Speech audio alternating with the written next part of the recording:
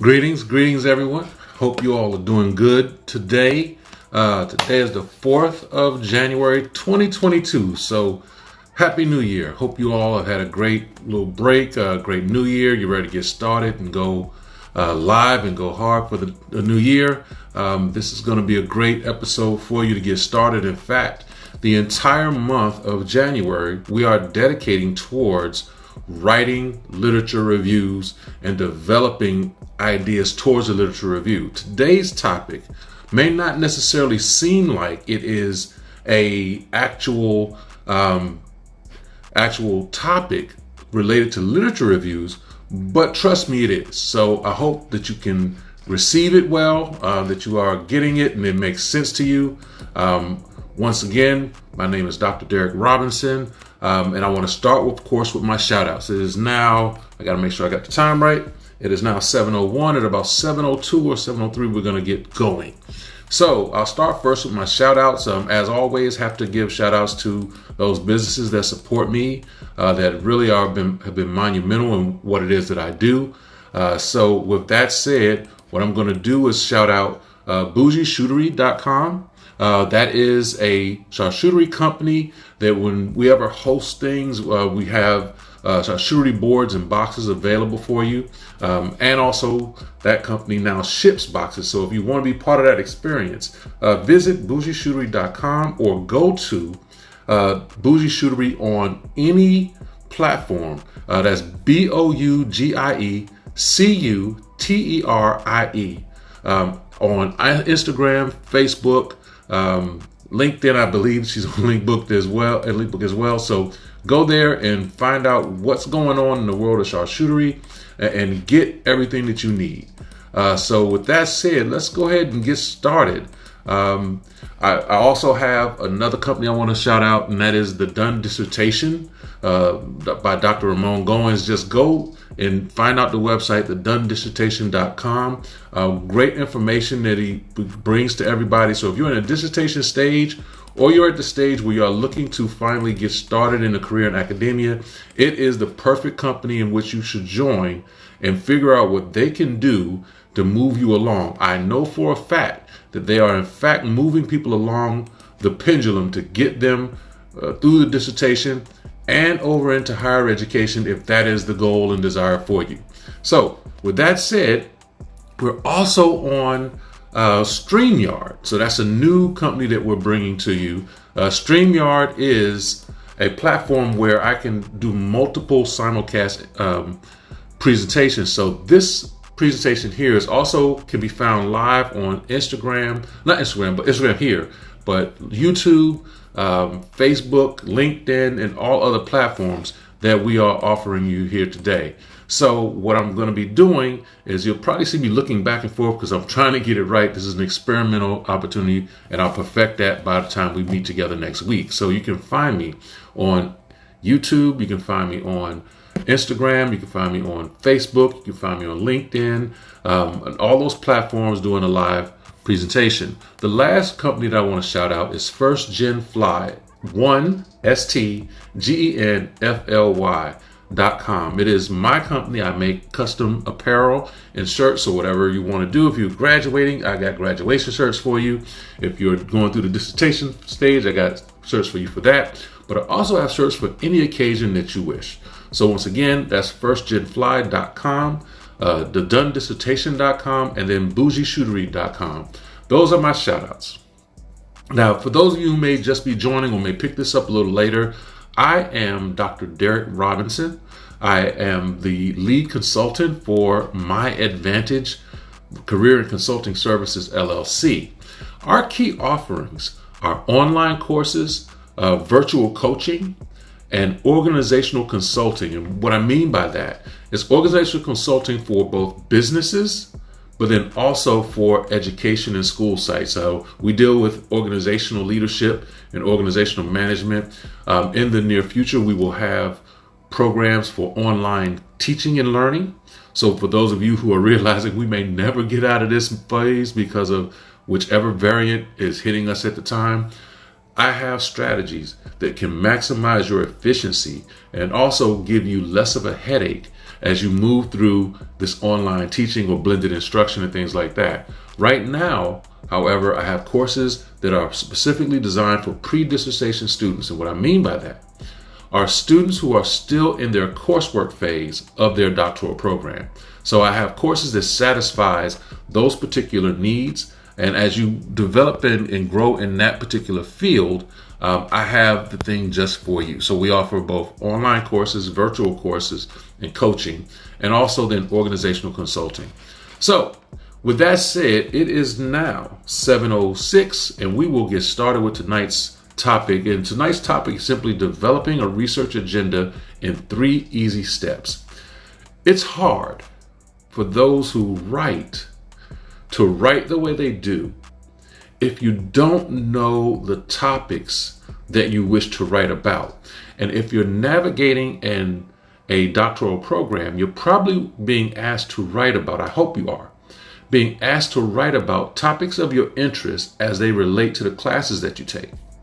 So with that said, I want you to focus on developing your research agenda. You don't wait till you get to your dissertation or wait till you get to graduation before you understand your research agenda. So developing that research agenda is going to be of paramount importance for you.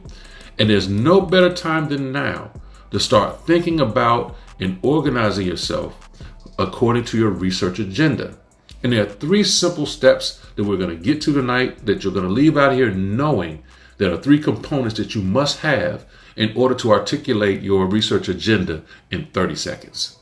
So, with that said, what is necessarily a research agenda? Your research agenda essentially is your core topics that encompass your work and field of expertise.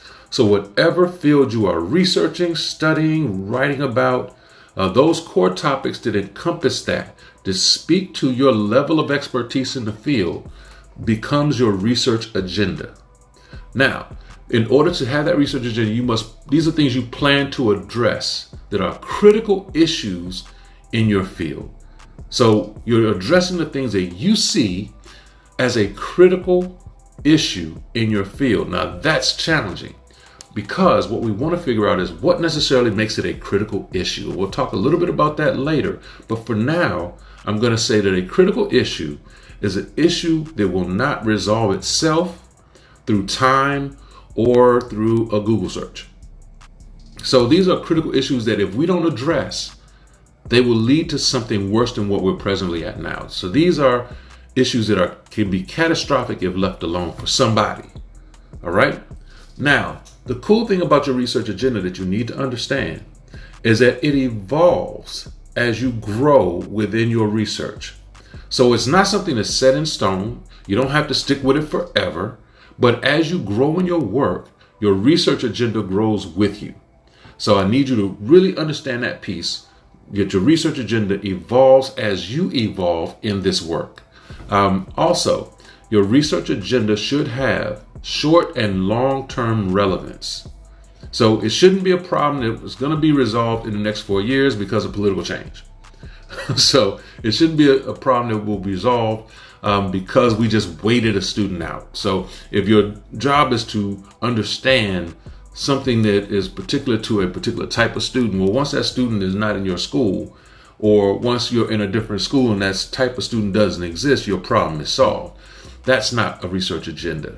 Your research agenda is not how to get Johnny out, or not how to handle Jonathan. It is something that's short-term and long-term relevance. It solves a problem that is existing in the future, a problem we have not addressed yet, a problem that we're looking into, but it looks to have both short-term and long-term importance.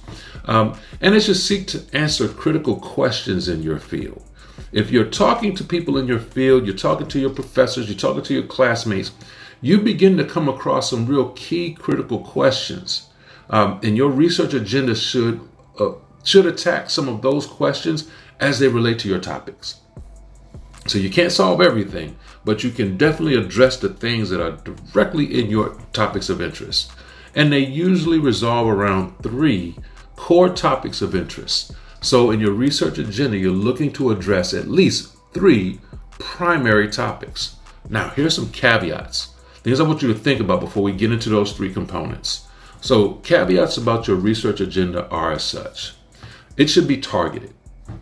You don't have to specialize in everything. And I think that's the biggest problem that I hear amongst doctoral students, is that they fear that they will not address everything in education or everything in their field. And that's not your job. Your research agenda should not be so all-encompassing that it addresses everything yet nothing at all. So it should be targeted. You don't have to specialize in everything, but there are a couple of things you would want to specialize in. It also, while being targeted, should also be broad enough so that it enables you to evolve as you evolve in your knowledge and understanding of the topic. So it should be something that after 5 years, you can move to the next phase of this particular research agenda. So you should always see the evolution of your research agenda as you go. It should also be future oriented. Your research agenda should have a future and not be tied to topics that are well settled. Now, think before you go there. By future oriented, I don't mean if you're a historian, you're going to futuristically look at the Civil War or futuristically look at morbid institutions, things like that, or institutional mortality. But it should have something future goal, future oriented. Not something that we're discussing that's already been settled. Like if part of your research agenda is No Child Left Behind or A Nation at Risk, it's pretty much been well settled. I mean, you could go and do a historical study and find out all the nuances of it. And even in that point, you're still looking at trying to see how the future was impacted by these particular events. So I'm not saying that historical events are not good. What I'm saying is that your research agenda should point to the future and not be tied to things that have already been discussed ad nauseum. And the last part, and this is important, your research agenda should have group effort. It should not be done alone. I don't want any of your writing to become your personal manifesto. So it should have a situation where you can easily talk to people about it. So talk with your classmates, your professors, other experts within the field, and they should have an understanding of your topics. It should help you kind of move your topics along and grow the topic more. As you talk to them, you should be ready to field questions. Also ready to ask questions about this topic and see what they know and can add on to the perspective of your research agenda. So once again, those caveats, it should be targeted, broad enough, future oriented, and should be a group effort. Those 4 things. Now, let's now move into the 3 components of your research agenda. These are the 3 easy steps. If you can master these steps, or at least get started on these steps, you're well on your way to developing and expanding upon your research agenda. So the first component, we'll start from the very top, and I want you to think of this as a pyramid. So we'll start at the very top, and then we'll move to different subtopics and levels. So level 1 should be your primary topics. Level 1 should be your primary topics. And what we mean by that, these are the core topics of your research. They are the core topics of your research. Here's something you should think about when you're developing your primary topics. Do they excite you? Your core topics should excite you. You're going to spend a lot of time diving into these topics, exploring literature on it. You shouldn't hate your topics after a year, and you shouldn't hate it after 2 or 3 years. You should be well enough able to evolve it and extend it after 3 to 5 years, but you shouldn't hate it after that amount of time. So it should be topics that excite you. There can be some overlap in the topics, so they don't have to be 3 distinct, totally different topics. You shouldn't wonder about financial accounting, behavioral economics, and engineering, or technical engineering in your primary topics. They should have some type of overlap, but not be so close to each other that they can actually be one and the same. So that should be something you should think about with your primary topics. And they should answer some question that cannot be resolved by time and a Google search. If we can go into Google and resolve your primary topic, then you should probably rethink the topic. I'm not saying ditch it, but explore it deeper to a more future-oriented issue. So let's cover that again. Your primary topics should be core topics of your research. I suggest no more than 3. 3 around the research agenda tends to be the magic number. They should excite you. They can have some type of overlap, but not too much. And they should answer some question that cannot be resolved by time or a Google search. So think about that as you put together your primary topics. And I say once again, the magic number should be 3. So once again, those 3 core topics that are of importance to you, you should be able to work out in this process. So that's component number 1. Not that hard. So if you look at it up top, if you were to actually make a visual of this, there will be 3 distinct primary topics. And then coming from that, we'd get component 2. From each of those primary topics, you should develop secondary topics. These are topics that support or are in relation to your primary topic. So they essentially are your subtopics of your primary topic. So if you look at that as kind of like a decision tree or something like that, it starts with these up in the beginning, those primary topics, and then branching from those is your next level, which will be your secondary topics. And here's some things to think about with your secondary topics. They should be subtopics of the primary topic, of course. They should have some overlap and can have some overlap across topics. So it's very possible that a subtopic that's in primary topic number 1 also shows up in primary topic number 2 or 3. They can't all be that way, but there is room for some of those subtopics to actually exist in other primary topics. And that just means that you can look at that subtopic from many different perspectives. So that is something to think about. And I'll share mine once we get to the end so you can kind of see where we go with that. They should have some depth. They should add depth and angles to your primary topic. So you're not hitting your primary topic straight on. A subtopic allows you, maybe one day, to write from the area of the subtopic related to the primary topic. So that's a paper in and of itself, how that particular subtopic addresses the primary topic. So there are angles. They give you angles by which you look at your primary topic. The next is they will differentiate your approach from others, even if they have the same primary topic. How you address that primary topic is going to be different from how your classmate or a person at another university or someone else who's already in the field doing the research is how they look at it. So having that secondary topic allows you to, once again, to address the primary topic from a particular perspective. What this also does is it gives you growth. Because if you, let's say, for example, you take one primary topic and inside that primary topic, you have 5 subtopics or topics related to that primary topic. You can write from each perspective of the secondary topic as it addresses the primary topic. So I've already given you 5 papers. Now imagine you have one for each of your, same deal for each of your primary topics. You have legs, you have places you can go with this, and you can evolve it over time.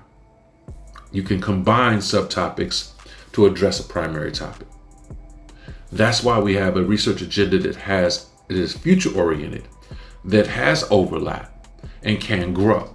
So once again, let's say, for example, you're looking at school culture and climate. That is your primary topic, or one of them. And you're looking at that from, let's say, a SEL approach. So social emotional learning as it relates to school culture and climate. Bam, you have that. Someone else may be looking at school climate and culture, but they're looking at it from a whole nother perspective. They're taking it from a whole nother angle. So you shouldn't worry that someone has your topic or you and your colleagues are studying the same topic, knowing that you have an angle that is different from theirs and that they have angles different from yours. So it isn't like we're bumping heads or we're competing in the field. we're adding to the field by addressing this topic from many different perspectives. So that's the good part of that. And the last piece of your secondary topics is your secondary topics should lead to critical questions. They should lead to questions that, once again, cannot be resolved through time, through waiting it out, or anything like that. They are leading to questions that actually can be addressed over time and speak to a larger issue. So that's what I also want you to think about with the secondary topics, is that they should lead you to these larger issues and should lead you to some growth. Now, that's level 2. So you have your primary topic, you have your secondary topics, and then the third level is your primary topic and secondary topic should lead you to some really good critical questions. And by critical questions, what we mean simply is these questions call for action. They call for individuals, entities, and the like to act. They question institutions. They question individual agency. They push the envelope of your field. They're not simple questions that anybody can answer. So I want you to think of your critical questions that way.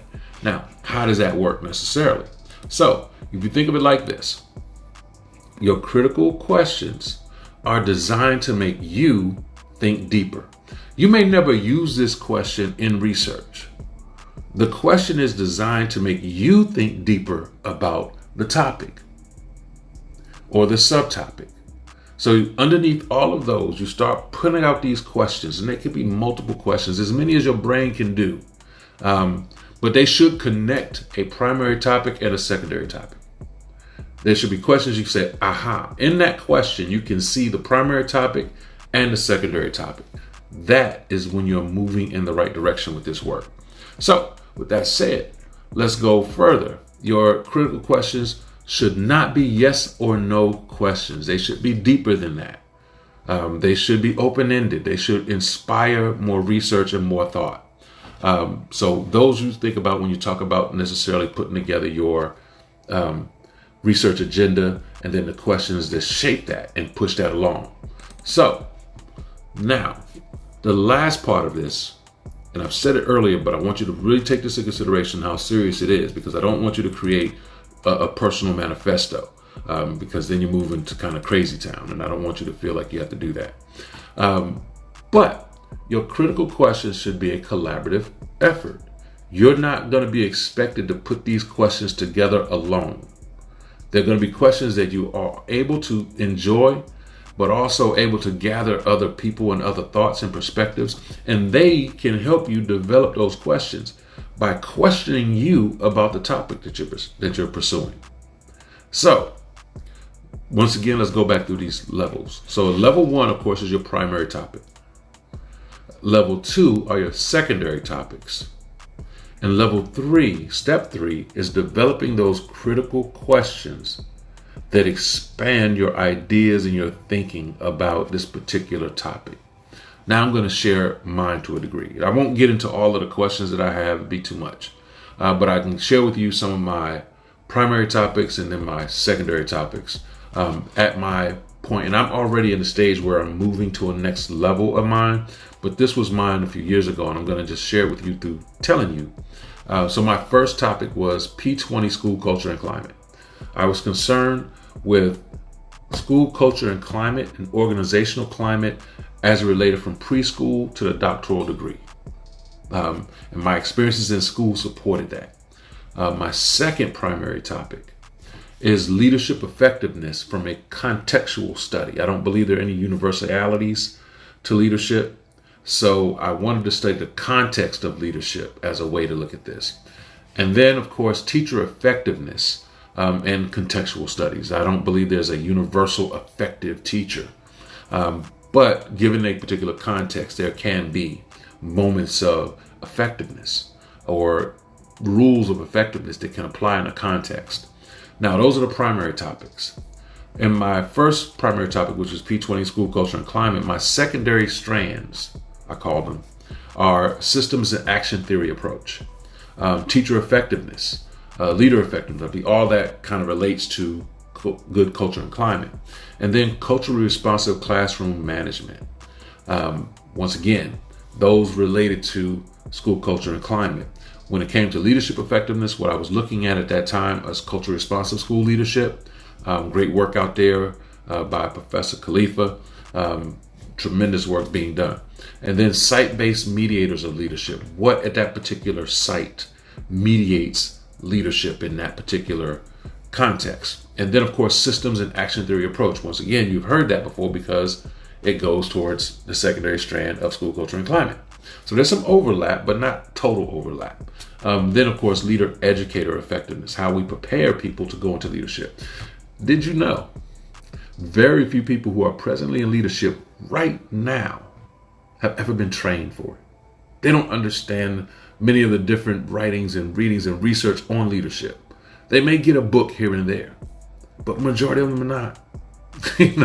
Majority of the people who are in leadership positions could actually take a class from people who teach leadership, So that's the second one on leadership effectiveness. The last one on teacher effectiveness, culturally responsive pedagogy. Teacher collective efficacy is a secondary strand of that. Teacher organizational citizenship behavior.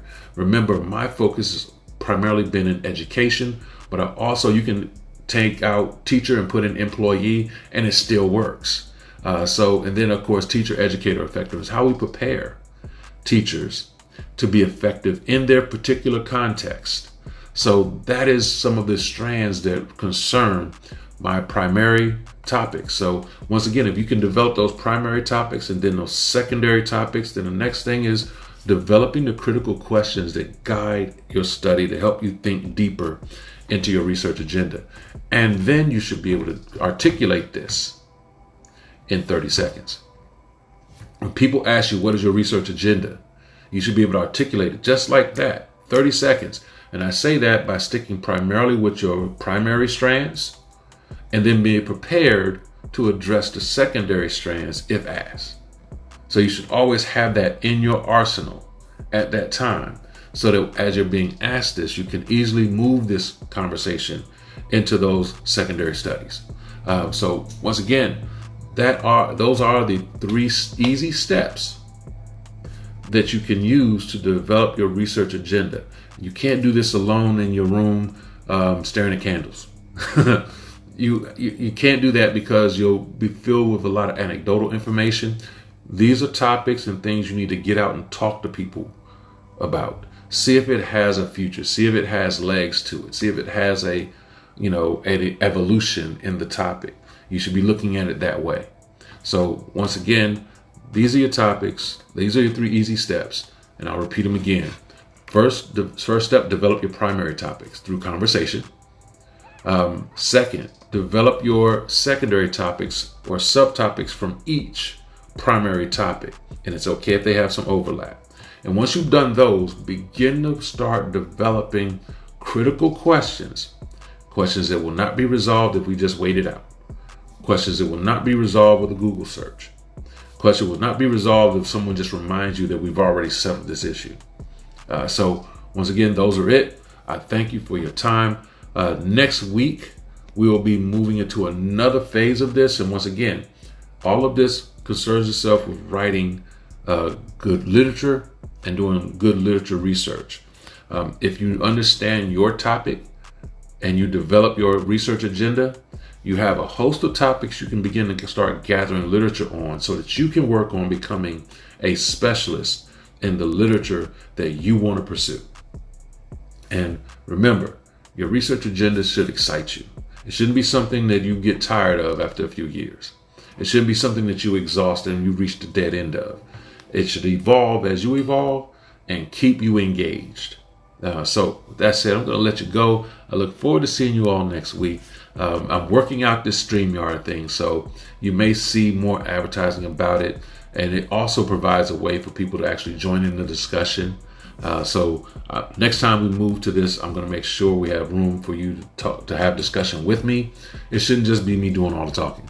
I'm prepared to do it because it's just the teacher in me, but it should be something that we can all engage in together. So with that said, it is approximately 7:30 and I will let you go and I will see you next week.